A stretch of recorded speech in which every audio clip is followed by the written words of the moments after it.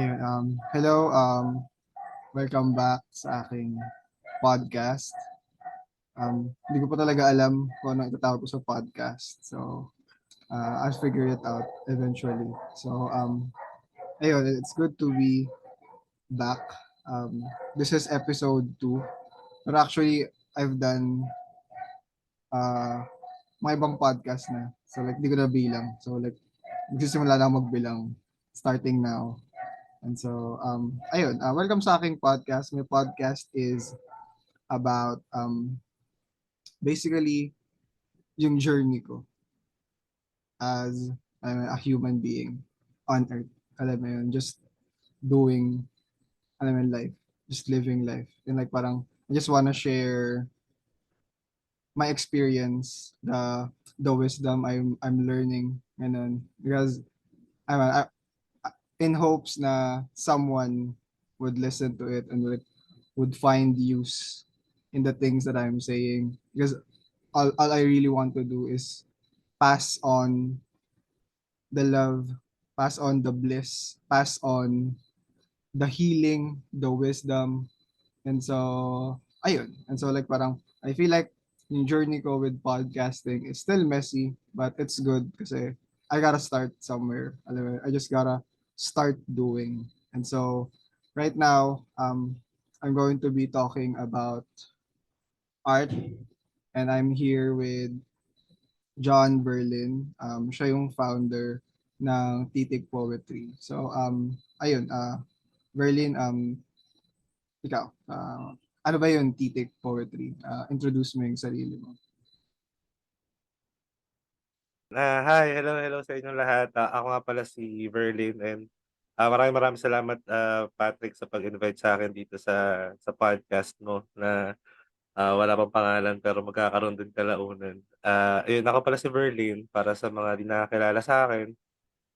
Ah, Maliban sa founder ako ng Titik Poetry which is an art collective, isa rin akong multidisciplinary artist, uh, performance poet, a graphic artist, photographer, filmmaker, community organizer, event organizer, author, writer, uh, a peace advocate, editor, motivational speaker.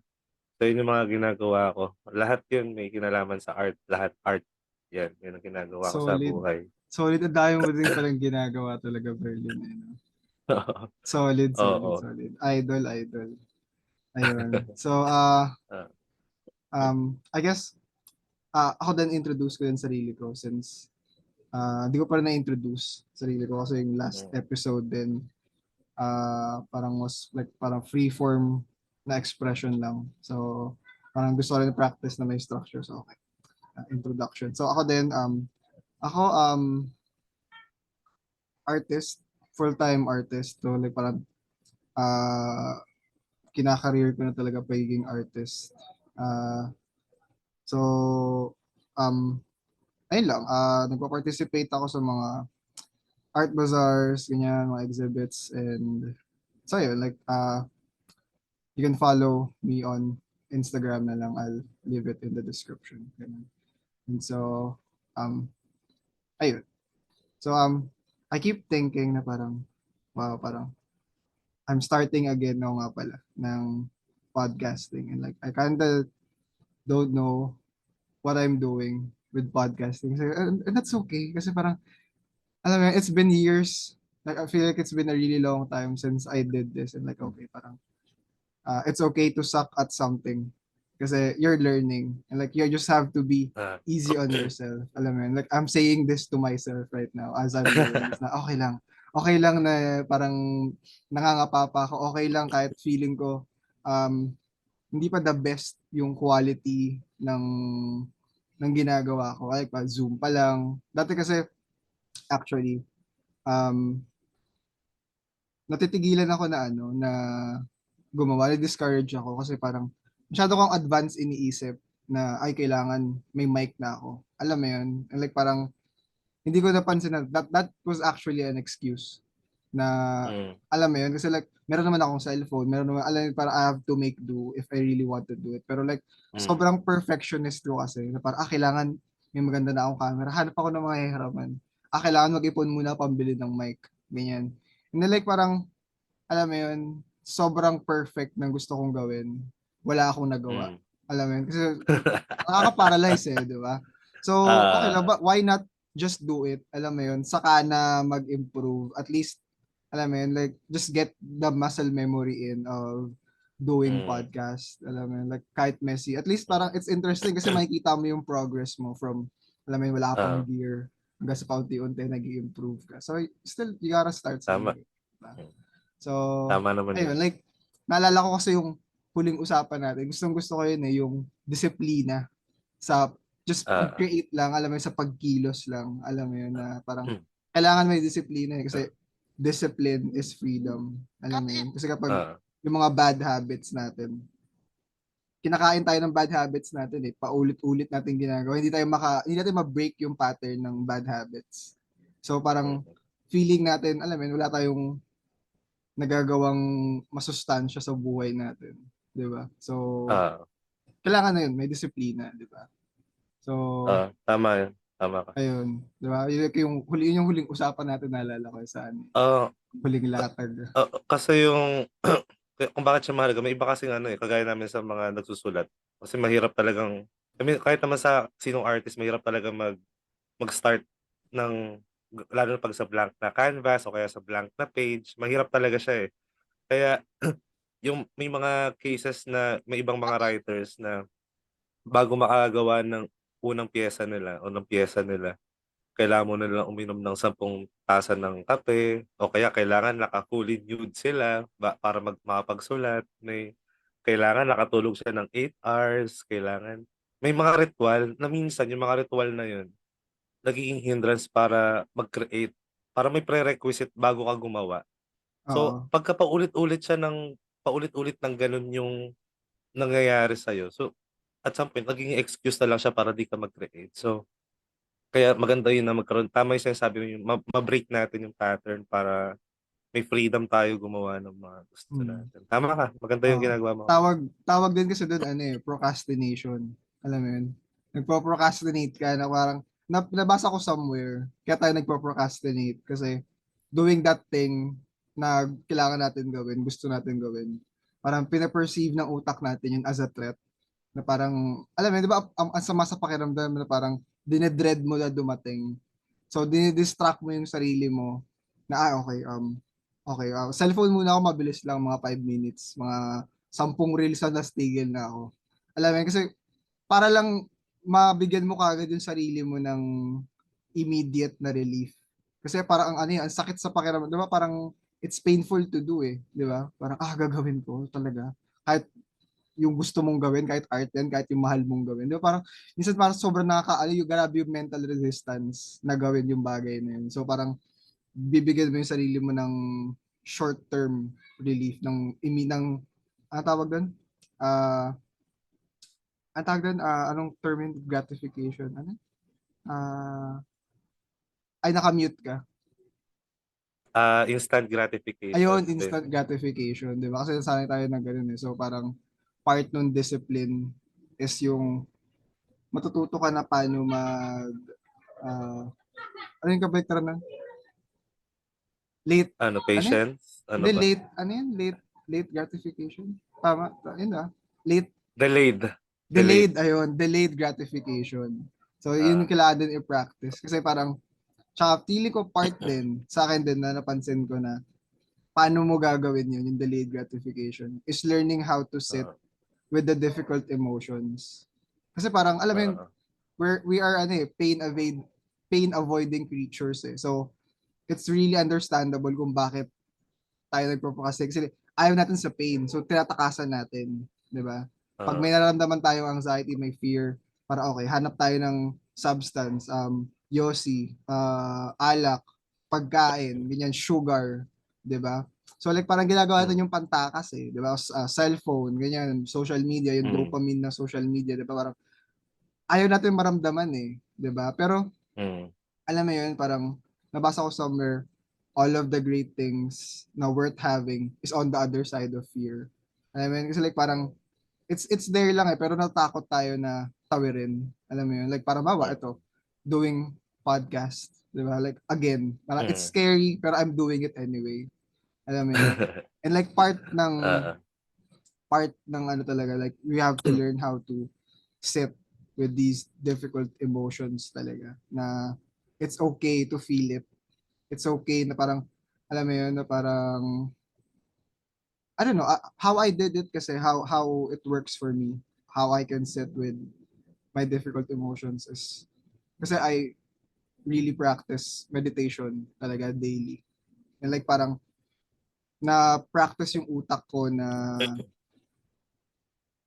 um na practice yung utak ko na i-tolerate yung pain, na I can deal with the pain, na ino-observe ko lang, ganun, na without shame, without judging the emotion that I'm feeling. Parang okay, nandyan lang. Parang i-observe ko lang. Alam mo, nabasa ko rin somewhere na parang think of your emotions as fish in a pond and don't think of yourself as the fish. Think of yourself as the pond. Nagets mo? Mm. Na Mm. hindi tayo yung emotions natin, hindi tayo yung fish, tayo yung pond, tayo yung Mm. nag-observe sa mga, alam mo yun, kasi para 'di ba may dalawang yung ito tayo, tapos para may isa pa sa likod na parang napapanood lahat. Kumbaga Oo. pag nag-identify ka as that, 'di ba parang hindi na siya like parang step away ka eh from your human experience, 'di ba? So parang Mm. ayun. So I recommend na to anyone listening na malaking tulong yun na mag-meditate. Mm. So ayun. Ikaw ba like parang have you heard about meditation? Like meditate ka ba? Oo, na kapag, siguro at times na nagagawa ko siya pero hindi pa to the full extent niya. Pero may experiences ako in the past na nag-help sa akin para tumaas yung self-awareness ko. So, parang from there, nabitbit ko siya sa kung ano na ginagawa ko ngayon, kung ano ng kasi may sa buhay kasi parang dapat may mga truth tayo na dapat tanggapin, eh. Parang, para sa akin, ang art ko ay mapagpalaya at mapagpahilom. Parang para sa akin yun ang truth ko, eh. Kaya Mm. nakakatulong siya sa akin na mag-grow sa art ko. Para sa akin, ang truth ko ay hindi naman palaging, ah, parang hindi naman palaging, ah, tawag dito, hindi palaging, tungkol lang sa kasiyahan yung buhay. Kasi doon kailangan mo maintindihan na may mga masasamang araw talaga, eh, may mga madidilim na araw talaga, eh. Pero higit pa doon 'pag naintindihan mo siya, yung purpose na yung mag-serve ka sa purpose mo as an artist kung ano dapat mong gawin, yun yung mas tumimo sa'kin, eh, yun yung mas nadala ko dahil dun sa mga experiences na yun. So, ah, dahil doon sa past experiences ko na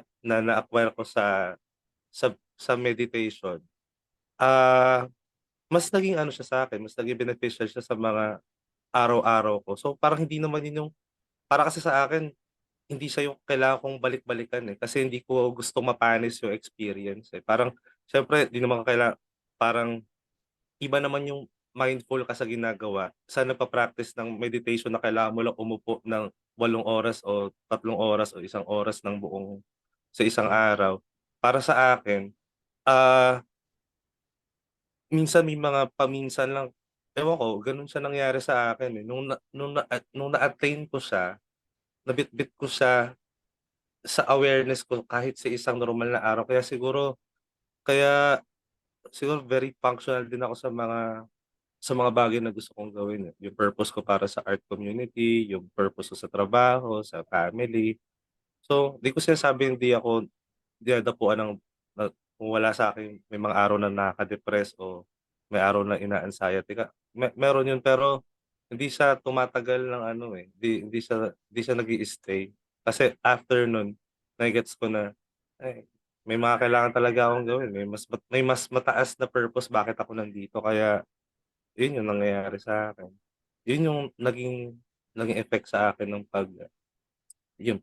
pagpunta dun sa peace na yun, sa inner peace na yun. Hmm, yeah. So ayun nga, like parang um ayun. Wait, nablanko ako bigla. Ah, Ah, okay. kaya yung sige, segundahan ko lang. So, Okay, sige. siguro may ibang mga artist, may mga meron akong mga kaibigan na talagang sumasama sa mga camp. Tapos talagang ano sila dun, parang mga 10 days sila. Hindi ko pa na-experience, hindi ko pa napupuntahan eh. Pero dito lang yung sa Cavite. Mm, Tapos nag-aano lang, nagme-meditate lang sila dun. Tapos hindi sila nag-uusap, bawal din yung cellphone. mm, Tapos andun lang sila, 10 days. Camping, may mm. pagkain, may Oo, ano. tawag dun ano eh, nakalimutan ko yun. Dapat mag-a-apply din ako sa ganun eh. Na talaga parang, nakalimutan ko yung tawag. Pero, kakaibang experience din yun. Kasi like, bawal ka magsalita. Like, magta-take ka ng vow Ah, of silence. Like, talaga for 10 days, di ka ah, magsasalita. Tapos meditation ah, lang gagawin nyo. Tapos bawal kang, kahit anong form of entertainment. Ganun. As in talagang mm, super bored ka. Ganyan. Tapos may mga kaibigan ako na ah, nag-try ng ganun. Tapos talagang pag tapos sila mag-meditation, hindi nila alam kung anong gagawin nila. Bibila sila ng langgam. Mapanood sila ng langgam, manonood sila ng mga ulap, ng mga ibon. Na parang matutuwa talaga na parang wala kang gagawin. Parang ah, dahan-dahan ka lang. Parang in that moment, parang sapat na yung lahat. Alam mo yun? Kasi parang ah, yun yung purpose nun eh. Kung bakit, para matuto ka na to be still. Na para kasi alam mo yun, yung mundo natin sobrang bilis. Na parang kailangan lagi tayo may ah, ginagawa. Di ba? Pag naubusan tayo ng ginagawa, na ah, parang, shit, parang ang sakit sa pakiramdam, di ba? Na parang ah, ang hirap ma-bored. Di ba? Pero boredom ah, is good. Kasi, ako ko, parang, ah, ang hirap kapag yung utak natin, like parang naka-overdrive. Lagi tayong may ginagawa. Di ba? Tapos parang, sa mga natutunan ko, naging truth sa akin na parang, hindi tayo sa earth, ako may purpose tayo, gagawa tayo ng art, ng ganyan, like tumutulong tayo sa community, giving back, ganyan, and like maraming tayong pwedeng purpose. Pero on the other side of the coin, pwede rin na wala tayong purpose. Pwede rin na nag exist lang tayo. So yun na yun. Like parang, just as, alam mo yun, yung butterfly nag-exist. Nag-exist lang siya, di ba? Yung ah. plant nag-exist lang siya, ganun. And so like parang, ah, parang ganun din tayo as people, na pwedeng nag-exist lang tayo. Parang, at the same Oh, time, na meron tayong purpose. Di ba? Like, may mga gusto tayong gawin. ah, So, ah, ayun. Di ba? So, may mga na-meet akong ganyan, actually. Kasi marami rin sa mga kaibigan namin dito sa Cavite na talagang into, ano ba yun? Okay. Parang into sa mga ganyan. Yung mga talagang extremes talaga na ano, yung commitment mm, nila. So very interesting din yung point of view nila. Kagaya rin ng sinasabi mo, just to yung mere existence, ma-feel mo yung mm, existence. yeah. So, Mm. ayun. Pero balik Siguro balik nga interest, tayo sa ay sorry. sige, okay lang. Ayun. Balik nga tayo ulit sa art. Since tungkol sa art, so like Mm. parang gusto ko pa rin na may maisama pa rin ako na tungkol sa art. Kasi feeling ko like medyo Mm. malapit na rin matapos to. So, Ah, um, ayun. Um, ayun, gusto ko yung sabi mo kanina na yung art mo is mapagmalaya, ay, ayun, Mapagpalaya. mapagpahilom, ganun. Kasi, Mm. ayun, ganun din yung art ko eh, na parang, doon ko din nahanap yung purpose ng art ko, yung boses ng art ko na um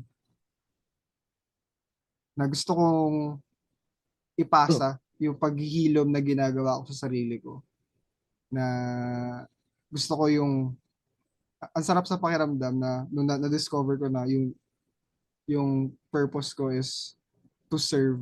Alam mo yun, to serve like just another fellow human being.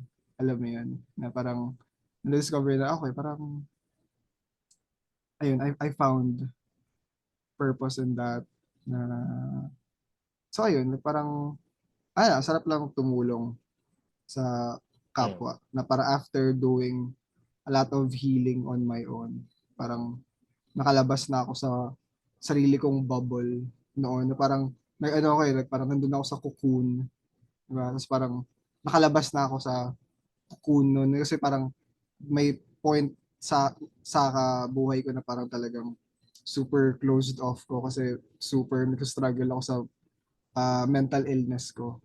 Like talagang parang ano siya dark night of the soul.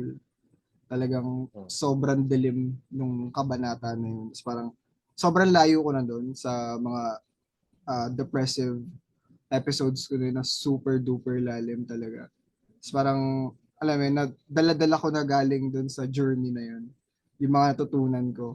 Tapos gusto kong i-share, gusto kong uh, gusto kong i-share na alam mo, magamit din ng ibang tao yung mga natutunan ko, 'di ba? Kasi like parang Mm. like nakakatuwa din kasi pag may mga nagre-resonate sa art ko, 'di ba? Like parang alam mo nandito lang tayo talaga sa earth, yung parang isa din sa mga pinaka-purpose natin sa earth. It's like parang tinutulungan lang natin yung isa't isa na alam mo yun, like parang naglalakad tayo, magkahawak yung kamay. Sila, yun na yun. Mm. Yun na yung ginagawa natin sa earth eh. Di ba? Like, Mm. nagmamahalan lang tayo, di ba?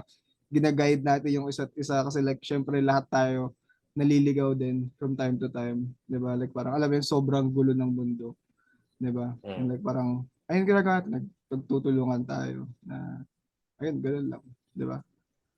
Ah, ah, para nga sa akin, kung hindi lang natin problemang lahat yung yung pera o yung ekonomiya natin bilang mga tao, lahat tayo artist, eh. Dun ako naniniwala, eh. Kaya kasi yun naman talaga ang purpose natin to create, eh, to create something.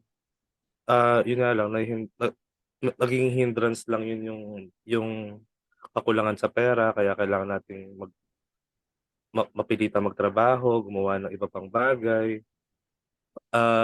Kaya kaya yun yung inaano namin, eh, yun din yung binibitbit namin yung ma-empower yung mga artist kasi maganda yun na ano, maganda yun na nakakatulong tayo gamit yung art natin. Sobrang yun talaga rin yun. Kasi kung ang art natin ay para sa sarili lamang natin, magandang bagay din yun. Pero mas magandang panoorin kapagka yung art natin binibigay rin natin para sa iba. Ibang impact din siya, yung food for the soul din natin. Sigurado ako alam mo yun kasi ginagamit mo yung art mo para pantulong sa iba. Mm. Oo. Like parang, ang sarap nga sa pakiramdam eh kapag alam mo yun, like parang sobrang naantig talaga sila. Like sobrang, alam mo yun, na parang lahat tayo different pero we're all the same pa din, like at the same time. Kasi parang nakakatuwa Mm. kapag, like parang sobrang, alam mo yun, yung buong buhay ko, my life, like yun yung buong universe ko eh. Tapos kapag may ibang tao na nakapansin, wow, ganyan din yung pinagdadaanan. Tapos parang magigising ako na, wow, like parang may mga kasama nga pala akong tao dito sa earth na Mm. alam mo yung pares kami ng pinagdadaanan. Tapos alam mo yung pag sinasabi nila ang ganda ng art mo. Tapos parang magigising din ako na parang, wow, ang ganda nga ng art ko. Kasi like, sobra nasanay na ako tignan yung art ko na, art ko, ganyan. Tapos parang kapag may nagsabi ng maganda, na parang, alam mo yun, parang makikita ko yung art ko ulit for the first time gamit yung mata ng ibang tao. So like parang na-experience ko yun. Kasi parang, alam mo yun, parang isang butterfly na hindi niya alam kung gaano siya kaganda. Ganun. So like parang, Mm. ayun, like Ganda nun. parang sobrang ano yun, like sobrang iba lang talaga yung effect ng art. Talagang, yun nga yung sabi ko, agree din ako dun eh, lahat naman tayo talaga artist. Talagang, Mm. ah narinig ko yun somewhere na we got educated out of being an artist. Kasi alam mo yun, like parang, tinuturo sa school eh, na parang hindi as vital yung art. Parang hindi siya sinasabi na, pero sobrang vital ng art eh, 'di ba? Kasi parang mas Oo. pinapaboran yung mga engineering, like yung mga practical things, Oo. like parang mga sa science, ganyan. Like, while oo, importante siya, 'di ba? Like para sa survival natin as a species, 'di ba? Kasi kailangan natin Hmm. ng mga innovations na ganun, 'di ba? Para Oo. patuloy na mabuhay or sa ibang Ah, purpose. Pero oo. at the same time din, alam mo yun, parang narinig ko to kay ano eh, kay sa isang TED Talk ni Ethan Hawke. Tapos gustong-gusto ko pinapanood yun from time to time. Tapos parang nabubuhayan yung pagiging artist ko. Kasi like parang, alam mo, iniisip ng mga ibang tao na hindi importante yung art. Art parang para lang sa mayaman. Alam mo yun? Hmm. Narinig mo na ba yun? Like, para sa mayaman lang yan. Parang wala akong time dyan. Kailangan kong magtrabaho. May binubuhay akong pamilya. Parang hindi importante yan. Parang, alam mo yun? Pero yung art, magmamatter Oo. siya bigla eh kapag may na-experience ka na halimbawa, ito yung sinabi ni ano sa TED Talk na namatayan ka, 'di ba? Tapos suddenly magme-make sense sa yung mga tula, yung mga kanta, 'di ba? Na Hmm. nanggaling sa alam mo yun pure na emotion, na suffering, 'di ba? Tapos pero meron din naman Hmm. yung sobrang na in love ka, tapos parang alam mo yun, you can't help but turn it into art, 'di ba? Into song, into like basta art, ganun.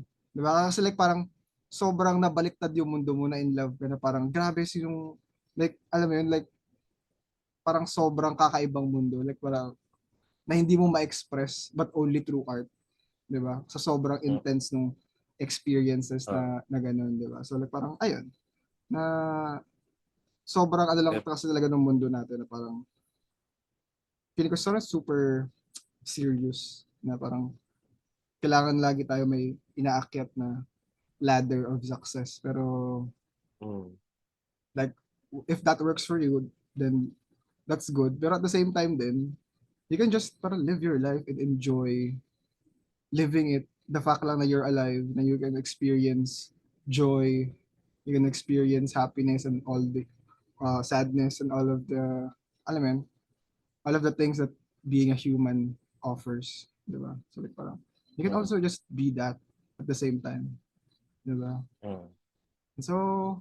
ayun. And I think uh, we can end this here sa yung ano, tong podcast ulit para hindi masyadong mahaba kasi um ayun like I feel like I wanna cater to people with parang maikli yung attention span. Pero feeling ko sobrang haba pa rin ito. Hmm. So kung umabot ka rin dito, like, congrats sa attention span mo. Pero at the same time din, parang I feel like I remembered na when making art, you should make art for yourself first and foremost. Kasi parang if you're making art for other people, parang sinusunod mo yung, parang you're not following yourself. Eh. Like, parang it's kind of and it's not kind of, like it's a betrayal of yourself. Kasi parang,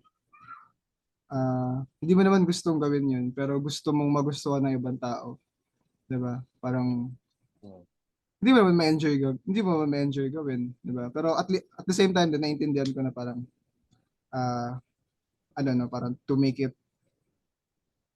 parang, I don't know, parang, paano ba, like, balance. So like, kasi like less than 1 minute na lang natitira. So, I guess, i-ano ko na lang muna, Ah. ano ba to? Okay, so, sorry for, I'm not sorry, I won't apologize for like being a first time podcaster. So ayun, like, I guess, it's okay na it's a mess. Ah. And, and like, I don't know, Oo.